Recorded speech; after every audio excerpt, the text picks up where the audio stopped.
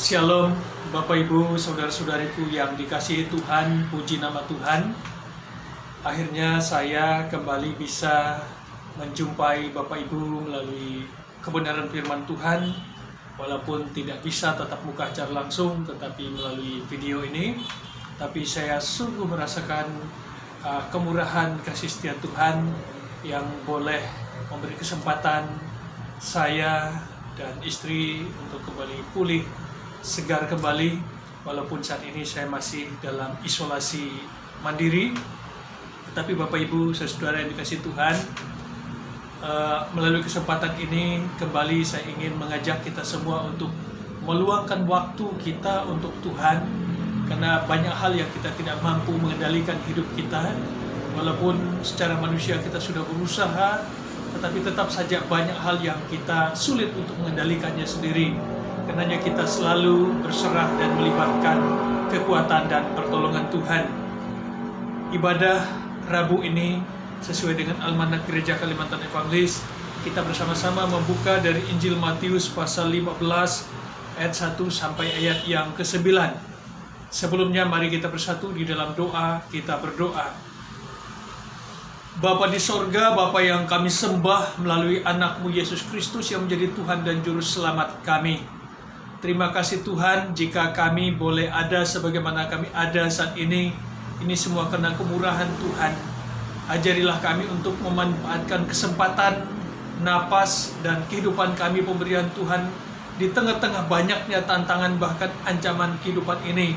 Untuk kami terus berserah dan mencari Tuhan, memohon perlindungan, pertolongan Tuhan, dan terlebih untuk kami selalu dekat dengan Tuhan melalui persekutuan.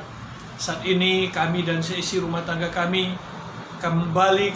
ingin bersekutu di hadapan Tuhan, ingin membaca dan merenungkan kebenaran firman Tuhan.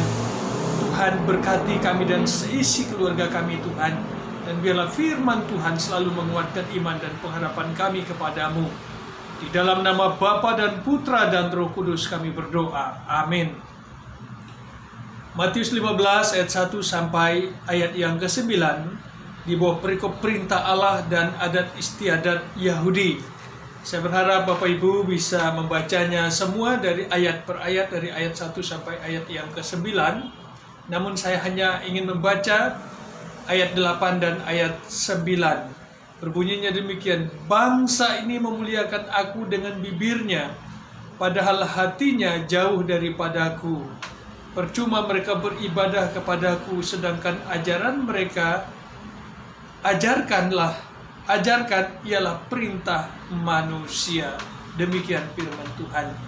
Bapak Ibu, saudara-saudariku yang dikasihi Tuhan, memberi kritik, nasihat, bahkan kecaman adalah hal yang lumrah dan biasa, dan itu ada di sekitar kita dari dulu, saat ini, dan mungkin di masa-masa yang akan datang. Hal itu selalu ada, dan barangkali kita sering memberi nasihat, teguran, kritikan, bahkan kecaman kepada orang lain, atau mungkin juga kita sering dinasihati, ditegur, dikritik, dan dikecam oleh orang lain. Sebenarnya tidak ada yang salah dari teguran, nasihat, kritik, bahkan kecaman, apabila maksud dibalik itu semua adalah murni ingin memperbaiki, memperbaharui, yang keliru supaya benar, yang salah supaya tidak lagi salah. Dan intinya itu semua perlu ada masukan, kritikan, saran, bahkan kecaman-kecaman. Namun berbeda kalau motivasi kita memberi kritik, memberi kecaman, bukan untuk membangun, bukan untuk memperbaiki, tetapi justru untuk menjatuhkan, mendiskreditkan, memojokkan, sengaja untuk mencari-cari kelemahan, mencari-cari kesalahan, dan kemudian kita merasa puas jika bisa mencari kelemahan dan kesalahan siapapun. Saudara-saudariku yang dikasihi Tuhan, dalam nas firman Tuhan hari ini juga berbicara tentang bagaimana orang-orang Farisi. Mereka memberi teguran, kritikan, bahkan kecaman yang ditujukan kepada murid-murid Yesus dan tentu saja kepada Yesus juga.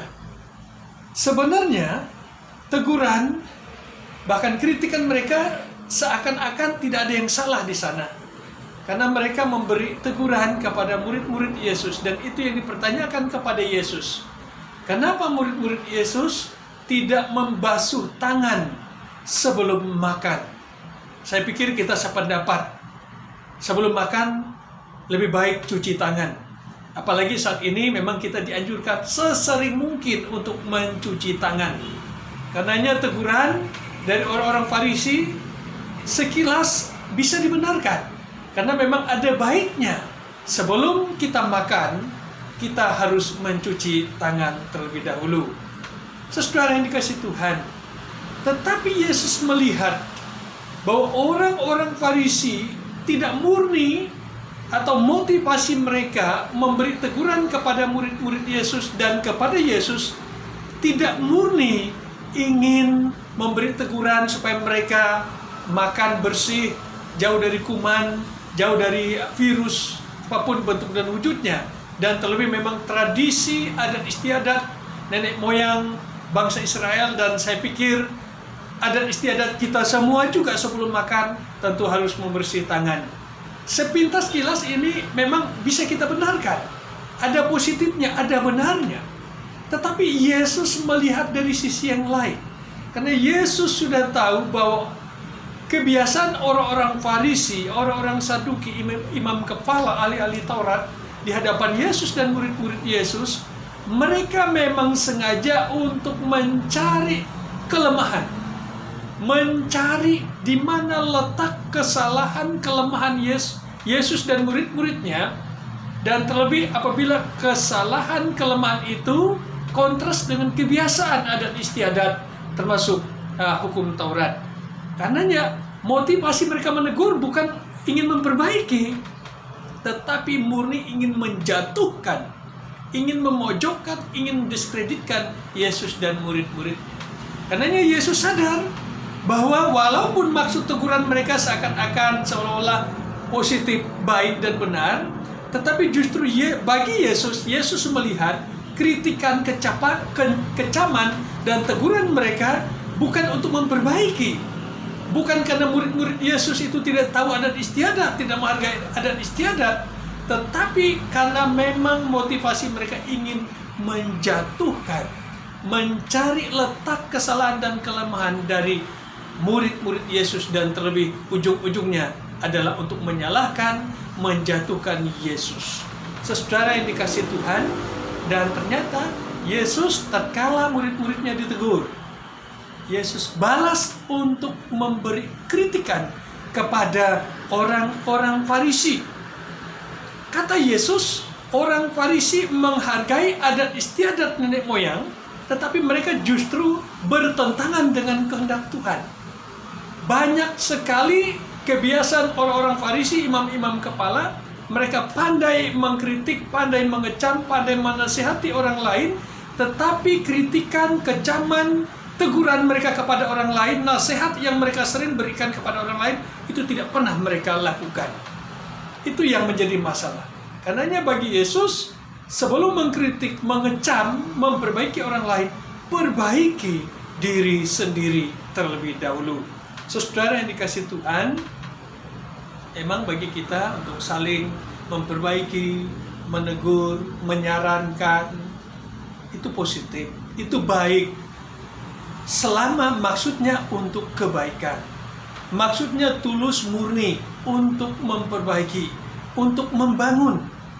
Tetapi manakala maksud kita memberi kritikan, kecaman, di hati kita semata-mata ingin mencari kelemahan, ingin menjatuhkan seseorang, ingin mencari kesalahan seseorang, barangkali kecaman Yesus juga berlaku bagi kita sendiri.